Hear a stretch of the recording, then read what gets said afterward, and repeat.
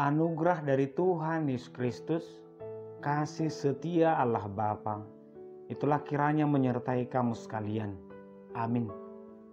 Firman Tuhan di pagi hari ini tertulis di Mazmur pasal 86 ayat 11. Tunjukkanlah kepadaku jalan-Mu ya Tuhan, supaya aku hidup menurut kebenaran-Mu. Bulatkanlah hatiku untuk takut akan nama-Mu. Demikian pembacaan firman Tuhan. Selamat pagi dan salam sejahtera untuk kita semua. Bapak Ibu saudara terkasih, ada banyak hal yang kita pikirkan, yang bahkan sangat serius untuk kita persiapkan dengan matang dalam kehidupan kita.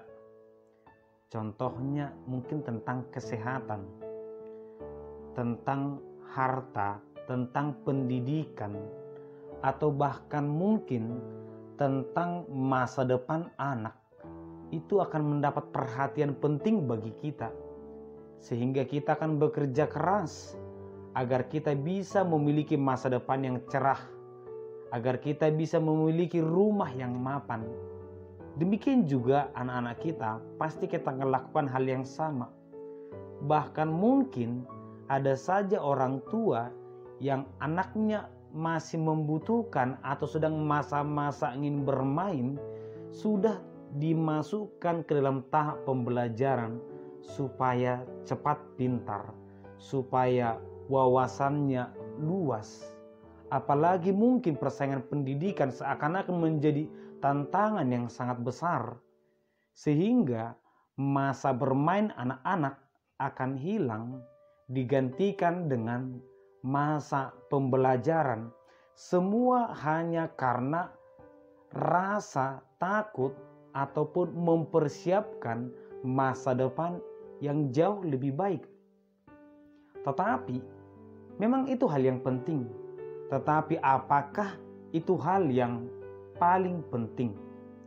Seberapa penting bagi kita untuk menekankan, untuk membentuk kepribadian anak, agar kepribadiannya penuh dengan kebenaran yang dari Tuhan, agar kata-katanya betul kata-kata yang berkenan di hadapan Tuhan, agar masa depan itu tidak hanya tentang fisik, tidak hanya tentang dunia, atau bahkan tidak tentang materi, tetapi tentang sesuatu yang berkenan kepada Tuhan.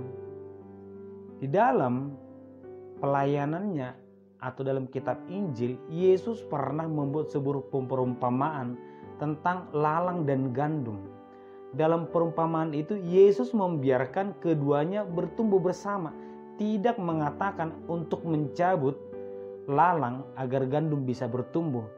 Semuanya bertumbuh bersama hingga pada akhirnya mungkin gandum yang akan dipanen atau lalang yang akan dibakar. Semua bisa terjadi. Mungkin gandum akan kerdil, terhimpit oleh karena lalang, atau gandum semakin besar dan lalang terhimpit, atau mereka sama-sama kerdil atau sama-sama bertumbuh. Semua bisa terjadi. Ini adalah gambaran kehidupan, bahwa selama manusia hidup, selama itu juga tantangan atau hal-hal yang menekan akan terjadi. Hal ini jugalah yang dialami oleh Daud. Dia adalah orang yang diurapi Tuhan, yang dipilih dari semua bangsa untuk memimpin bangsa Israel. Bisa kita katakan dia adalah orang terbaik, orang pilihan Tuhan. Namun orang pilihan Tuhan pun memiliki tantangan. Ada saja orang-orang yang berniat untuk menekan kehidupannya, bahkan untuk melenyapkan nyawanya. Dan tidak hanya itu, selesai persoalan yang satu, muncul persoalan yang lain. Demikianlah seterusnya kehidupan manusia atau kehidupan orang percaya tidak akan pernah terlepas dari himpitan gandum dan lalang itu. Semuanya akan hidup bersamaan. Sehingga apa yang harus kita lakukan? Apakah kita akan membiarkan seperti itu saja? Daud datang kepada Tuhan meminta agar firman Tuhan itu sebagai petunjuk dalam kehidupannya, agar kiranya dia mampu mengambil keputusan dalam hal yang paling sulit. Ada kalanya kita datang berdoa kepada Tuhan untuk bersyukur, untuk meminta sesuatu kepada Tuhan.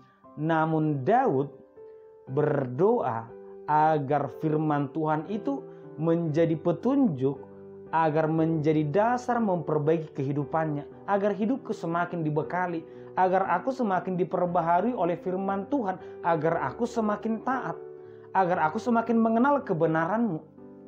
Karena memang kita ini seperti kehidupan yang tersesat. Bukan tersesat di tengah lautan, tetapi tersesat di tengah-tengah segala sesuatu yang menurut kita bukan masalah.